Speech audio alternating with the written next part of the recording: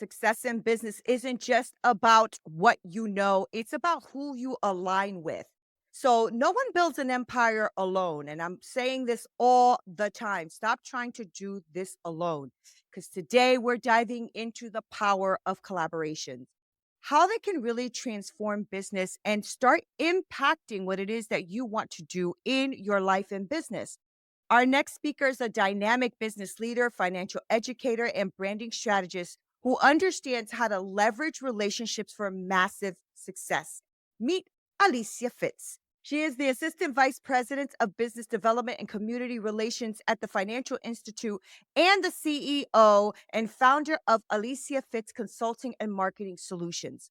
Now, Alicia is a marketing professional, financial literacy educator, and a Christian business coach who empowers entrepreneurs to activate their faith and build wealth through smart collaborations. Now, she is the author of Thank You for the Mountain. Don't you like that? I love that title, where she helps women overcome financial barriers by blending faith and financial wisdom. Alicia has been recognized as one of Augusta's Business Daily's 24 Women to Know in 2024, awarded the Rotary Club of Aiken Raising Stars, and featured in Augusta's magazine Top 10 in 10 Young Professionals to Watch. Now, she's a powerhouse, y'all, in business development and a firm believer that strategic partnership are the key to growth. So today, she is showing you how to build these powerful collaborations that will elevate your brand, expand your influence, and create a new opportunity for wealth. Yes, let's say it, y'all. All right, so let's give a warm welcome to Alicia Fitts. Welcome. I'm so glad to be here. What an introduction. Thank you. You're welcome. I'm really glad you're here. I say this a lot, right? Because since I'm helping women create coaching businesses, one of the things that I realized when I was coming up in the game in like 2002, 2003, whatever it was, I was doing a lot of it alone. I felt very lonely. I felt like I didn't have anybody to strategize with. It was just not fun. And it wasn't until I think like 2018 or so when I started to seriously get very serious about my craft that I realized if I don't collaborate, I'm in trouble, hmm right? Because I realized that I had an old way of thinking, a scarcity mindset. Oh, everybody's going to be wanting to take my things and blah, blah, blah. Like that old scarcity mindset that keeps us broke as a joke. Okay. And Yes. once I flipped that, everything flipped for me. So I'm so glad you're here so we can talk about this because this is going to be super powerful for these women who are here. And I want to start off with the role of collaboration for us to grow as business women. So many entrepreneurs try to build it all alone. I know I did. It was terrible. And a lot of us are starting to feel stuck and overwhelmed, and we just don't know why. So I wanted you to start off with why. Like, why is collaboration such a game changer for long term success since we're starting to build and grow our businesses? Let's start off with that. Of course, Nina, I think that it's key for especially minorities and minority business owners and women that we collaborate. And I'm just thinking about what you just said, even about your story. I do believe that we have a season where we are supposed to work and build alone. I call that lock in season, right? We have to lock in on what our business, whatever goal we have, a product, really hear from God, seek Him, and see what it is that He'd have us to do. But there is a transitional phase, that if you're not cognizant of when you're in that phase of, okay, you've secured yourself enough as far as you've built yourself enough, but God wants us to collaborate and build community so that our business can grow. You're not designed to stay isolated in that space of building. You want to build to the level of where He would like for you to go. So you have to recognize the transitional phase of now it's time to collaborate and build collaborative relationships. And once you're in that season of collaboration, so that you don't remain stuck, and it's time to start building, I want you to build healthy, very emphasis on healthy collaborative partnerships, making sure that those collaborative partnerships are in alignment with your business brand and goals. So I think the game changer really for me is really honing in and building like-minded relationships. And also, you talked about scarcity mindset.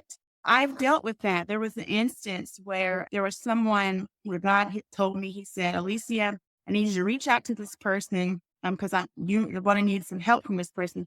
And I want someone else, another organization I was working with, needed financial services. I said, but why would I do that? We do the same thing. I said, we're very similar. She's a speaker in our craft. We do a lot of the same things. And I was like, why would I do that? We do the same thing. He said, just to do what I told you to do. So what I did, and I felt convicted in my spirit because he talks to me about covetousness, what that looks like of hoarding and not sharing and collaborating with one another. And we had the best experience when we met together.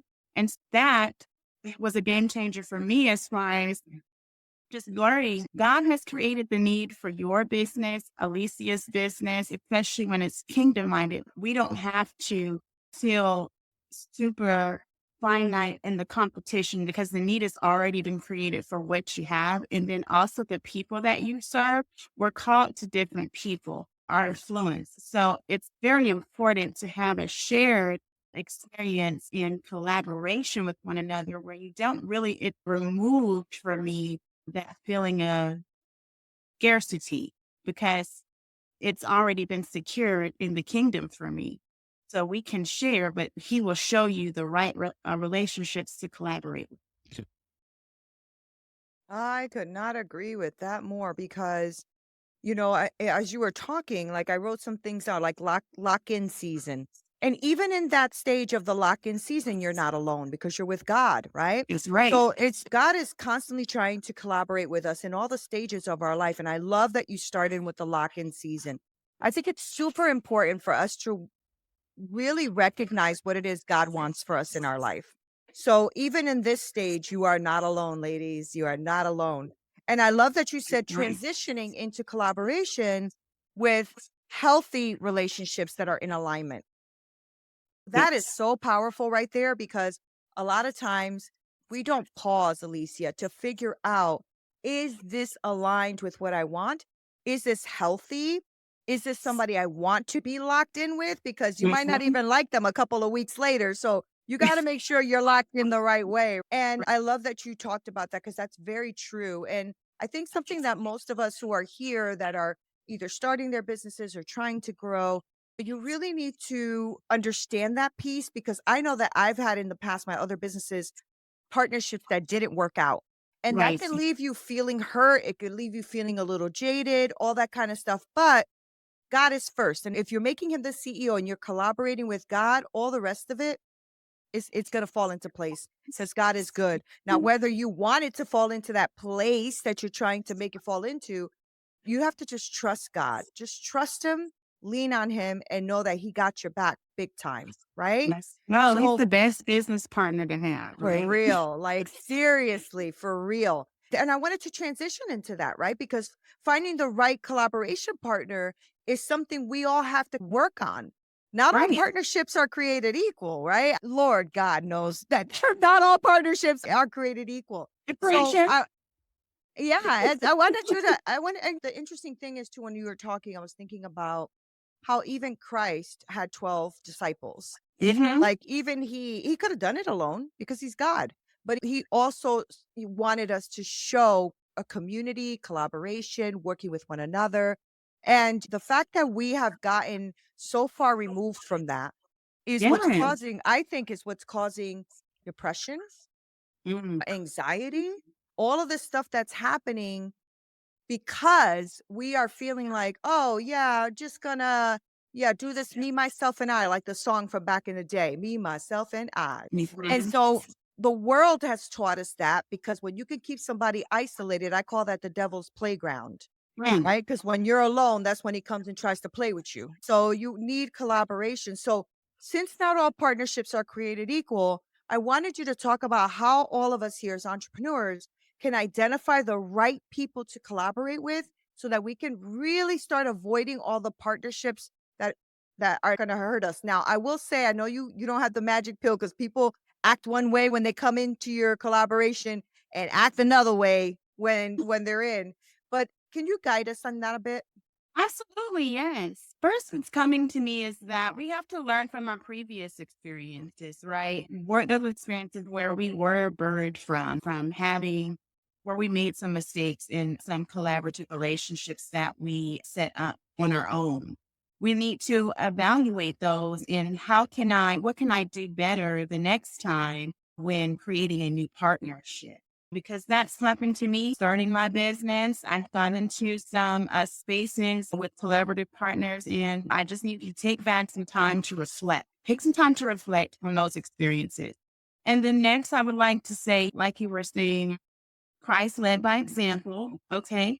So you want to, he had partners in the disciples. So I think that's what was important as well, is that we need to understand not to do things in our own strength, because that can create burnout when it comes to not having collaborative partners. So it's very important that we open up our eyes and perspective to receive new partnerships.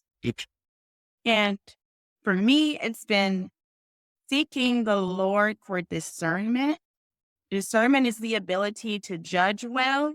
We can only do that really those experiences that we've had, right?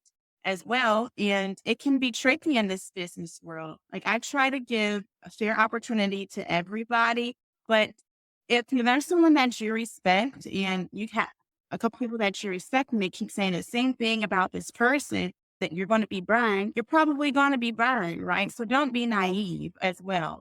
And also, I want you to trust your gut, right? I've had some situation where it just didn't really sit right and I still collaborated anyway. I think we've all been there before and then it didn't work out like you would have liked for it to. So ultimately, trust your gut. If something doesn't feel right, it's probably not going to be right for your business. And you've worked too hard to see the things that you tried to build be dismantled.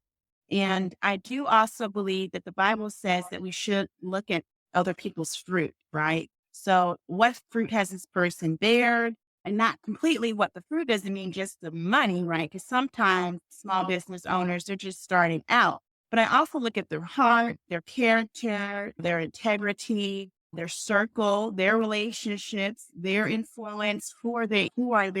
Who's attracted to them and following them? What types of people are in their push circle? When you look at all the things, we have to be intentional about these relationships, especially if you really honor in stewarding the business that God gave you. And so make sure that it's a right fit for you.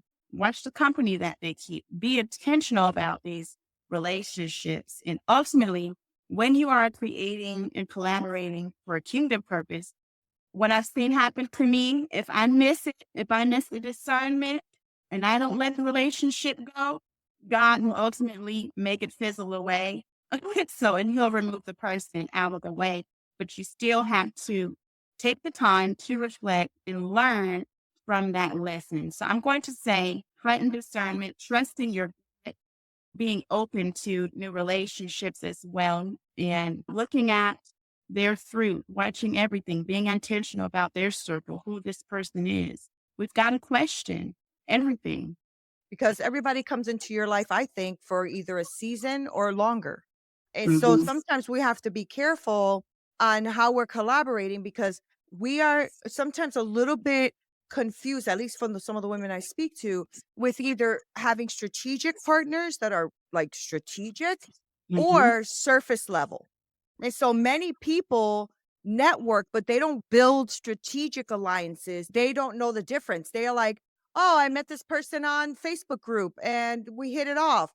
Okay, but is that going to strategize and help you move to the next level? So Mhm. sometimes, yes, it's great. Like I had a woman that to a one of the coaching programs I was going to join. I decided not to because God was like nudging me the different way. She ended Mhm. up going, paid a lot of money because I was going to pay for it too, and left burnt Mm. out and with nothing. So then she Right. wanted to collaborate with me.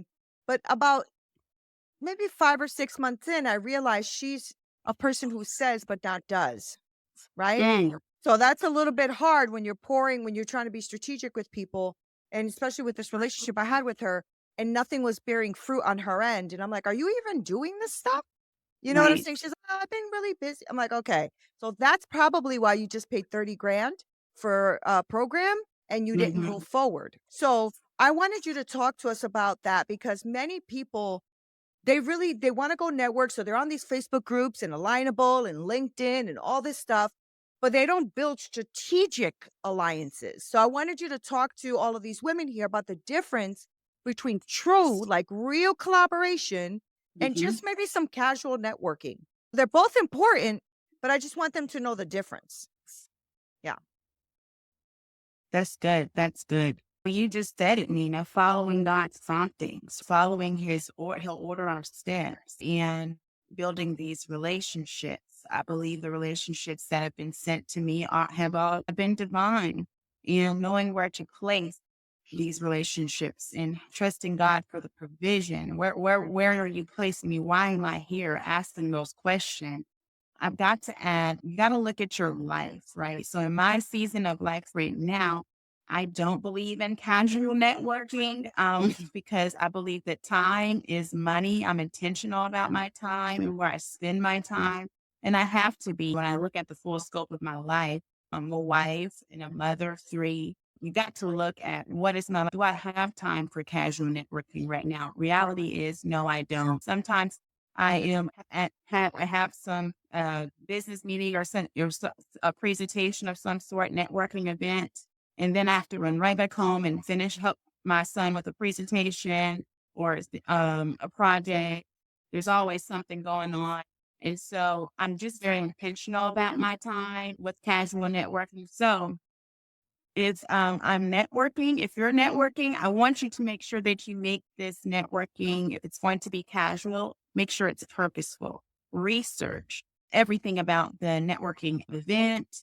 What was this something that's going to benefit you? How will it benefit you? Is it something where you need to be right now? Just be purposeful about the casual networking and also being purposeful with the strategic collaborations like leadership positions, long term, like looking at the full scope of where this will take your business and how you can be of a service to whatever organization you're going to be supporting for business efforts in collaboration. I believe that true collaboration, strategic partnerships, they blossom and grow over time. So make sure that we nourish these relationships strategically and we align the goals and set clear expectations for the partnerships that we have.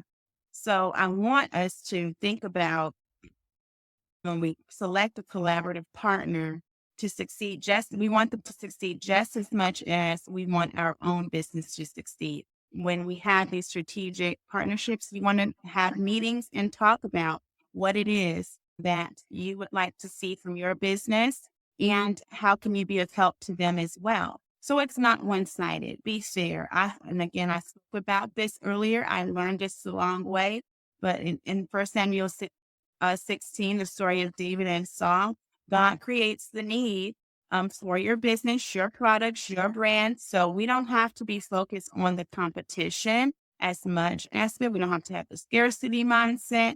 We can, as long as we are in alignment with true collaborative goals, understanding that we can nourish the relationship, being purposeful about this, having a clear conversation and clarity amongst both parties, then you can be wise. I want you us to be wise with your selection of collaborative partners.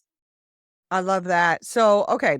So I think that's important for us to really think about how we're going to collaborate with them, right? Because you're right. I think there's so many different conversations and true transparency that we need to have when we're speaking to somebody we're going to partner with, right?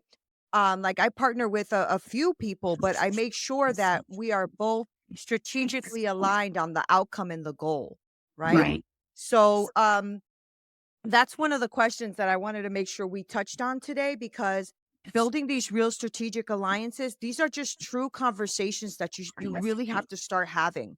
And if it's just I love what you said. I don't be casually networking. I don't got I gotta build up. I'm sorry to sound that way.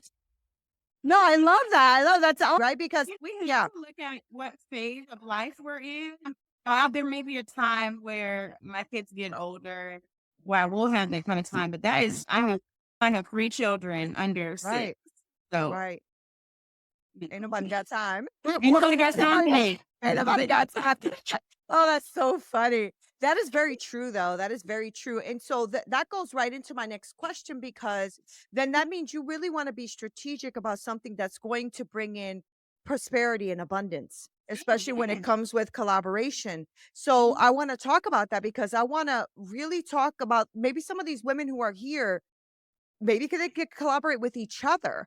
And I want them to understand how women can collaborate in a way that is going to benefit both parties financially while ensuring that you're going to have some fairness.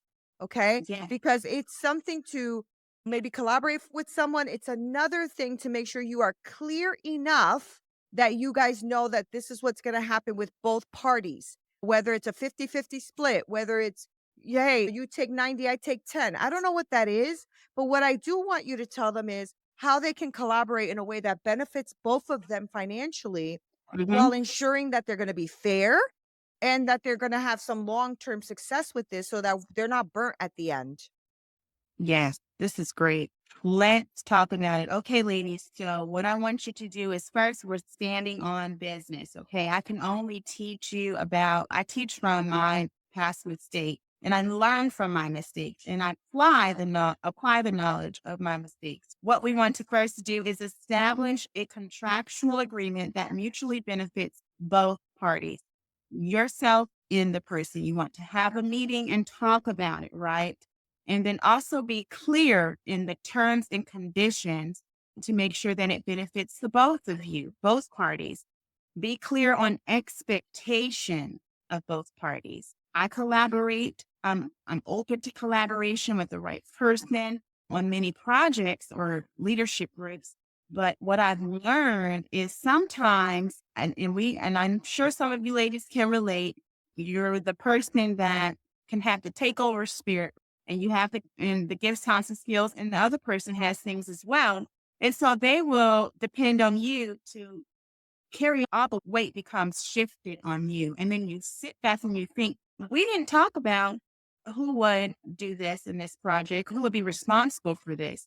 And sometimes you don't know until it comes up. But when it comes up, have the conversation right then and there. Don't hesitate, don't wait. And you want to have it in writing so that both of you understand because what it could happen is it could be a messy situation with lawyers, and then you end up losing your time and all the investments that you put into the project or whatever it is that you have gone for to establish together. And that person ends up benefiting more but you put in all the work. So it's very important that we learn from our mistakes and set clear expectations, okay, about the project. We want to do that in the beginning stages of the contractual agreement. And then even talking about, are you going to offer in-kind services or pro bono services for free? And what are your limitations on that? Think about that too. And you also talk about that to that collaborative partner. Okay. And then also we want to discuss everything, payment processes, who's going to be handling that, who's going to be invoicing, what are your fees? What are your fees? What are their fees to be charged? In non-disclosure agreements, you don't want someone talking about your business idea that you're sharing together to everybody. So you want to definitely, I believe, in non-disclosure agreement, protecting your idea and whatever you're launching until it's time. You don't want people to release it beforehand on certain business ideas you may have. And also with collaborative partnerships, will this person have access to your client? And what are the limitations of that access? That's something else that you want to think about as well. You want to talk about that. And then ultimately, if this checklist doesn't work, then be okay with saying, this is not the right partner for me. We're not in alignment. This is not going to work, and let it go and move on. But I do think that we have to stand on business. I don't care how friendly you may be or the other person may be. You have to have these conversations and don't be afraid. Be bold about it. So I really love that. And I love that you have a checklist for people, right? I think people really need to understand that's okay. And it's okay to walk away from something too. Like you can start something and quickly realize, I don't think this is gonna work for me. And that's Mhm. okay. And especially if you're towards the beginning, I mean, it's good anytime, honestly. But if you're towards the beginning, for sure, it's okay to walk away. And another thing is don't let somebody bully you either. Like really stand your ground. If you're not agreeing with that, it's okay for you to say you're not agreeing with it because they are collaborating with you as well. It's not just you. All right. This is one of the things that happens to a lot of us, Alicia, is the fact that we have tons of limiting beliefs. So we don't think Mm, we're good enough. And then if somebody comes up who's a little bit maybe more bolder or more forward, then people can tend to take the back seat and let that person shine. And then they feel burnt out about it. No, they are collaborating with you too. So they need something from you as much as you need something from them. Now, being done well, just like Alicia said, getting a contract together, making sure you guys have clear terms on there on what is to be done, who is to be shared, what money's to be spent, or how it's to be split. That has to be done. I cannot stress that enough. I cannot stress mhm. that enough. And also the workload, how much workload is gonna one's person Yes. gonna take, what's the other one gonna take, and is because if you guys don't get that clear, this is going to cause some major issues Mm, because you're going to be like, wait a minute, we went on that together, and why is she getting 60%? I'm getting 40, or I'm the one that found that client. So why is she get it's a hot mess. It is a hot mess. So just make sure that you understand that you have to be clear. I couldn't, Lisa, that was awesome. I love that you gave them that checklist because you can't, first of all, you can do a coaching business alone, but here's the thing, everyone who's listening, just listen up, okay? mhm, Coaching businesses, when you get into it, you have to understand that you are running a service-based business where you are serving people. Here's the thing, I need you to hear me. mhm. Unless you are going to bring in something into your coaching business, so basically a software that you sell, a system that you sell, something like that, your business cannot be resellable. Okay, listen to me.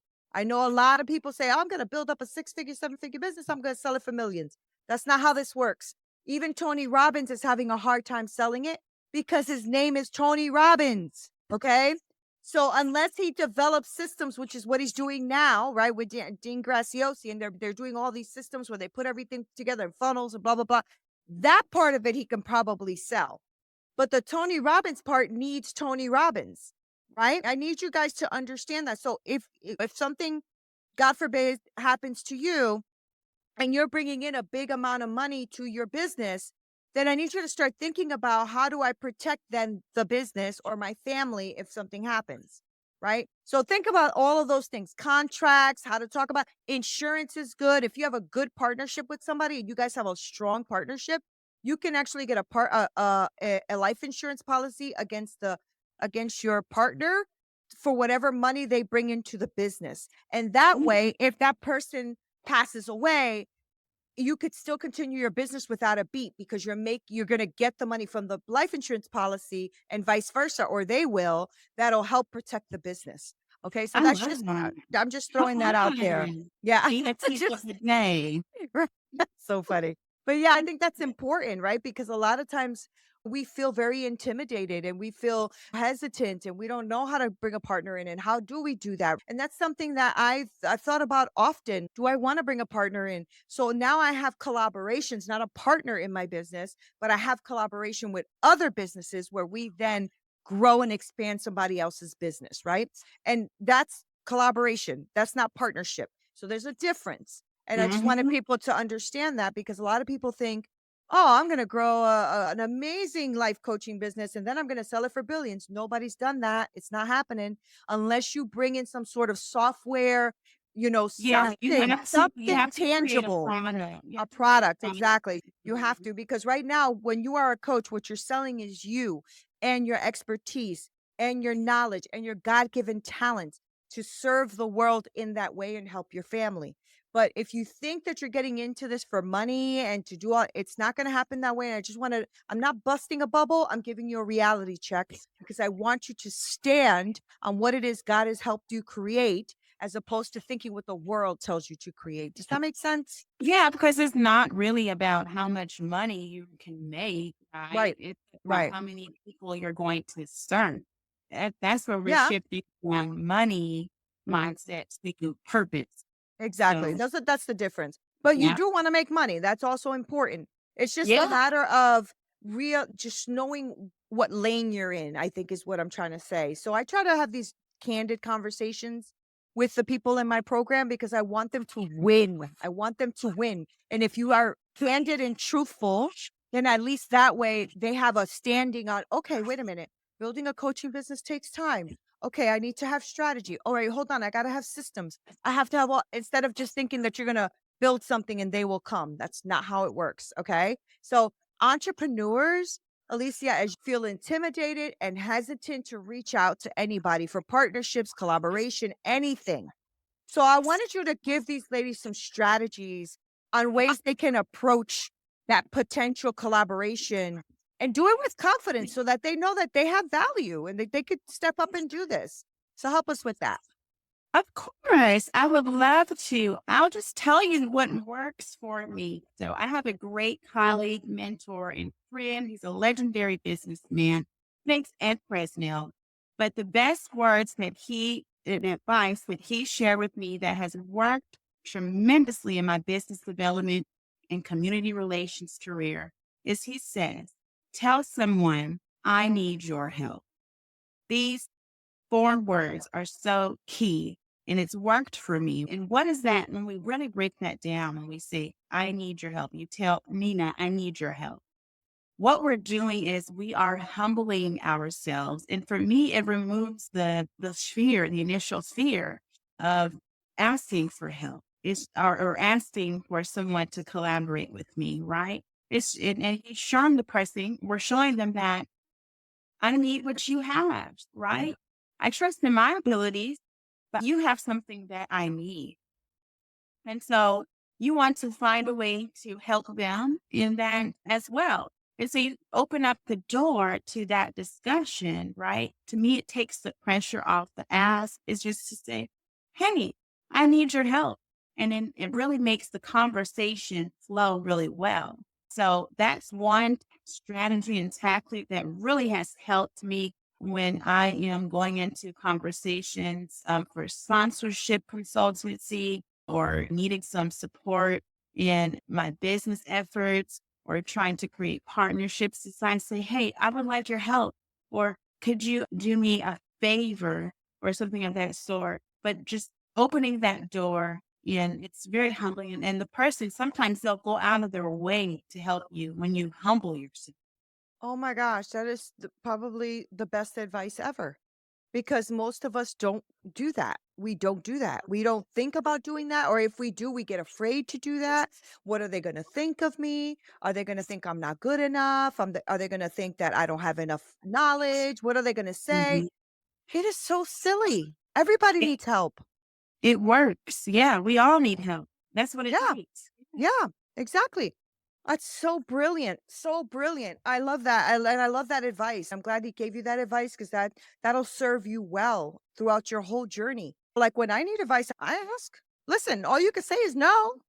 You know what I'm saying? If you say yes, though, that's great. That means I have some help, and that happens, right, Alicia? I'm sure But that the you've Bible experienced that. also says, ask and ye shall receive. So we Mm. have to have the confidence to open up our mouth and ask. If we don't, and it's okay. Another coach that I know, she says, go for no. The more no's that we get will lead to yeses as well. You Yes, know what I mean? yes. We have to be okay with receiving no. Okay, that this I gotta know I'm closer to my yes. It's Yeah, just yeah, the yeah. reframing our mindset.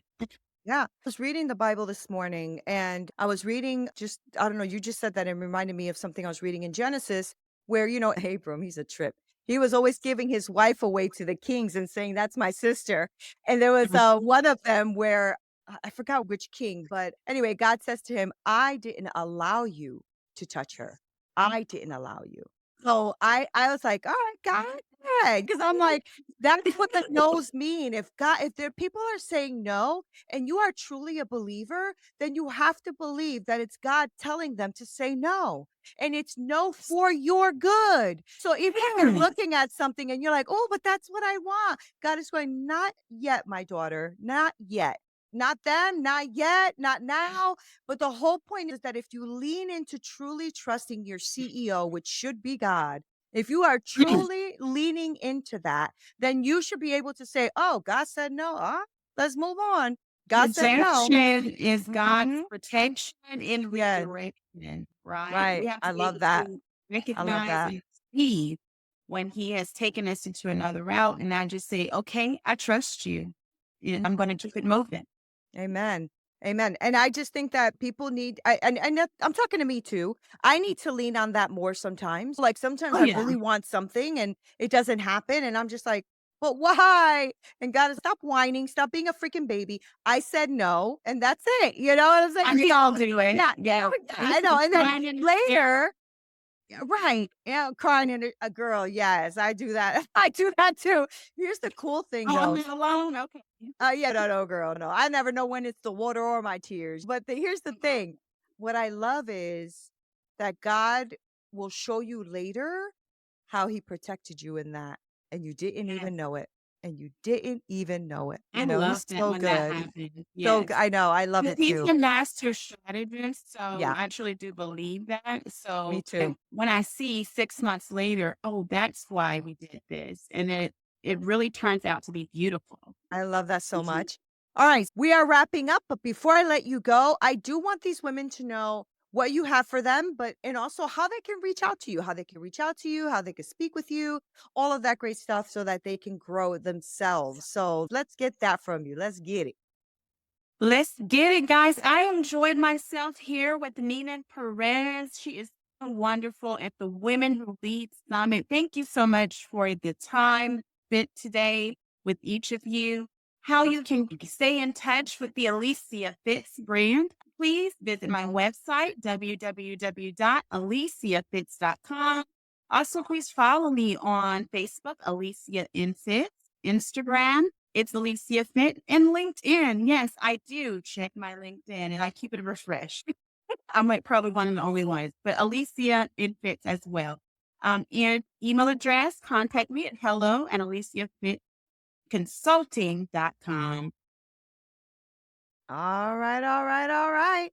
Alicia, you are a true gem. Thank you so much for being here and for leading these women into really realizing that they can have really strong collaborations if they do everything well and just lean on God, lean on trusting Him, and really just take your checklist and just start checking things off. Okay, Alicia said do A, make sure I do B, because if you do that, you're going to win. Okay. So Alicia came out of her own goodness of her heart to make sure she spent this time giving you tools and strategies and tips, all of that for you to grow and expand your business. So thank you guys for being with me and Alicia today. This is the Women Who Lead Summit. Welcome to the winner's Yes, circle. that's it. Bye.